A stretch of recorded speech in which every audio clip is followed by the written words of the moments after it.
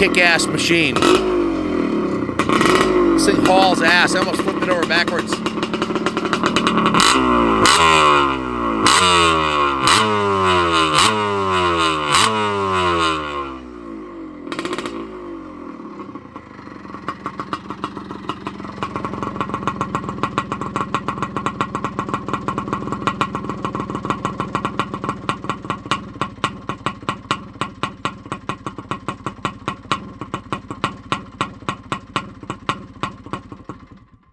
What a kick-ass machine. From the minute I swung a leg, Kenny was riding it around before I got on it. As soon as I swung a leg off it, the big, giant, comfy foam seat with the real skinny gas tank and the wide bars and the bark of the motor. This thing stands straight up, first, second, third, fourth gear. You can flip this thing over in third gear if you crack the throttle. It's an absolute effing rocket. It's been completely rebuilt, frame off, reconstruction. The motor's been rebuilt, the clutch, the carburetor, the airbox, everything's been redone on it. New air filter, brand new. It's a brand new reproduction gas tank with a brand new reproduction graphics kit. The tank's made by Clark USA, so everything's brand new on the tank, which is just beautiful. New petcock, new fuel lines, new front and rear fender graphics, new custom AMA national champion. This is the Cobalt Captain.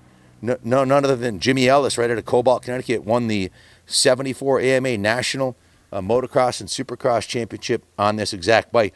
Junior actually raced one of these before we switched over to all the late model Revolution racing, and I couldn't believe how fast his was. This one. Case induction Bombardier motors, nastiest of the pre-75 era. It's absolutely the fastest bike from 74, hands down. The case feed induction, the way the porting and timing and compression all work together. It's an absolute freaking rocket ship. This one's got a full custom exhaust on it that sounds like magic. It's got a set of progressive, new set of, I would say, if you bought a bike in and said, hey, like this, I want to do a frame off on it, give me a new saddle, new tank, new plastics, new side covers, new graphics, custom build the pipe, brand new tires on it, tubes, rebuild the Seriani forks, put a brand new set of progressive shocks on it, new chain and sprocket, rebuild the motor, you're going to be looking at a hefty bill, somewhere in the area of $6,000 parts and labor if you're lucky, and you'd have to wait months to get it done if you could even find another shop that can do this kind of work. Some of the work was done by the previous owner. Some of the work was done by us. All the components I mentioned, the tires, the tank, all that's brand new, right out of the box. Reproduction tank and graphics. The bars are the original factory bars, which indicates this thing had a blessed life, because one cartwheel down the track and these would be bent up like a pretzel. These are the original steel, mild steel bars. Take a look at the frame rails. You'll see they're in absolutely perfect dent-free condition. Just absolutely there wasn't a single dent in that side. There's not a single dent in this side. The frame was repainted. As I said, these are a good quality progressive suspension shock.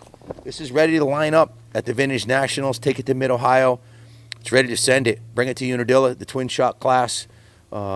Just a kick-ass piece. This is the TNT. It originally started life as a TNT model. It was very similar to the MX version, a little bit longer gearing, a little bit different porting, but it's been set up for motocross, stiffer springs and different gearing, motocross purpose tires, a racing expansion chamber, jetting, and the porting. Everything's set up for motocross. So just a kick-ass machine, guys. The work order I saw on the work we did was over $2,900, just rounded up to figure $3,000 plus the previous owner's work. There's been damn near close to $6,000 put into it plus the cost of the bike. So if you think you're going to buy one for $2,000 and turn it into this, prepare to spend a couple of winter months or summer months or nights and weekends for a year to get this thing, get it like this in a big stack of cash. This one's done, ready to go.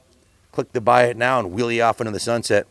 Thanks for watching, and God bless the United States of America, and God bless Canada for the Bombardier motors in these kick-ass Can-Ams, because that's where they came from, our brothers from Canada. And this one's a beauty. The only one nicer than this that I've ever ridden was Junior's race bike, and that was like a 4-hour fresh out of the crate. That was a unique piece. That one was absolutely pristine. How much did you sell yours for? It was 8,500 bucks. 8,500 is what we auctioned off Junior's race bike.